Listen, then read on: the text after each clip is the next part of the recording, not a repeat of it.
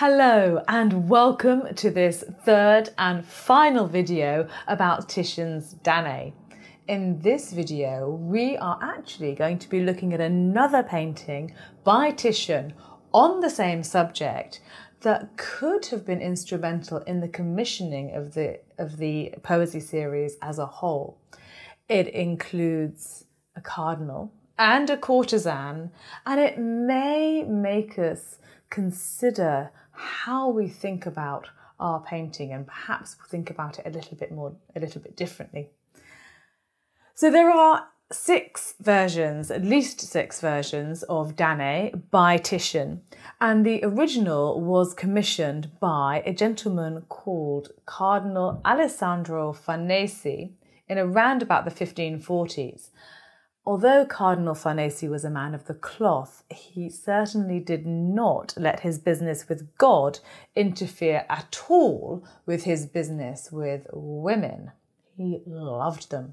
There was one in particular that he loved above all the rest, a courtesan called Angela, and he decided that he was going to have Angela immortalised in a painting. He was very wealthy, so he commissioned Titian to do the honours. Now, even though Cardinal Farnese was incredibly wealthy and therefore incredibly powerful, in the 1540s you just couldn't go around having your mistress painted nude. You had to find some sort of ruse, some sort of pretense, some sort of reason as to why you had a painting of a naked woman. And goddesses from antiquity, classical antiquity, were the perfect go-to. It's interesting, however, that Titian here hasn't gone to the usual goddess, Venus, but instead has chosen not really a goddess at all, but Danaë. Although, think about the story of Danaë. Is it a stretch to think that perhaps Titian is having a little bit of a joke on Cardinal Farnese? This gold pouring down from the ceiling onto Danaë? Is this maybe the equivalent of the money that the cardinal is paying Angela on a fairly regular basis, it would seem? Would it have been a stretch then to have thought that the elderly maidservant holding out her apron to catch a share of the gold was maybe a madame or a procuress? I don't think that would have been a stretch at all. And so it is interesting when you look at this original version of the painting that in fact he hasn't included the procuress. He has included the much safer, much more romantic figure of Cupid. The version that we've been looking at is actually the second version that Titian painted. And here, as we've seen, he's included this maidservant, but maybe that's why the coins look a little bit more rainy rather than coiny. I don't know.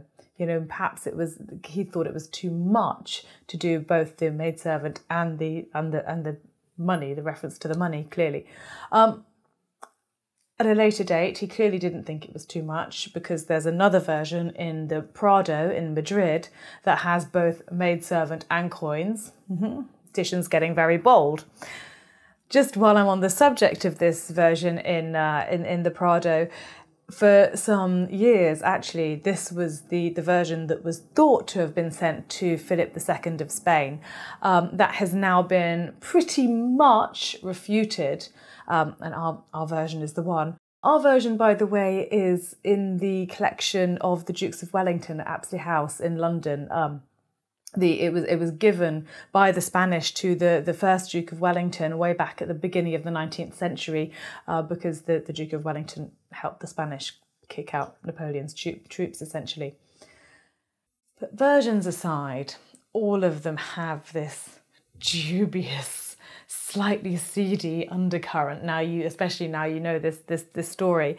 And the original certainly became famous, and certainly became famous for those reasons, even when it was still in Titian's studio, so way back when. It was said, it was reported that this painting of Danaë was even more erotic than Titian's Venus of Urbino. It said that it made the Venus of Urbino look like a nun, so of course everybody wanted to see it, even including Michelangelo, who clearly was quite taken with Titian's work, but couldn't bring himself to give an out-and-out compliment, so he had to sort of balance everything with a negative comment. And reportedly he said that Titian could be a great artist if only he learnt how to draw. So typical of Michelangelo. He was so grumpy about everything. So given its fame, it is not surprising that a decade or so later, Danaë was included in this POESIE series for Philip II of Spain. Perhaps it even inspired him to commission the POESIE series in the first place. It obviously pleased him because hot on its heels came the second painting in the series, Venus and Adonis. And that is going to be the subject of our next series of videos. We're going to have a look at Venus as she is very rarely seen. So I hope you'll join me then. Bye.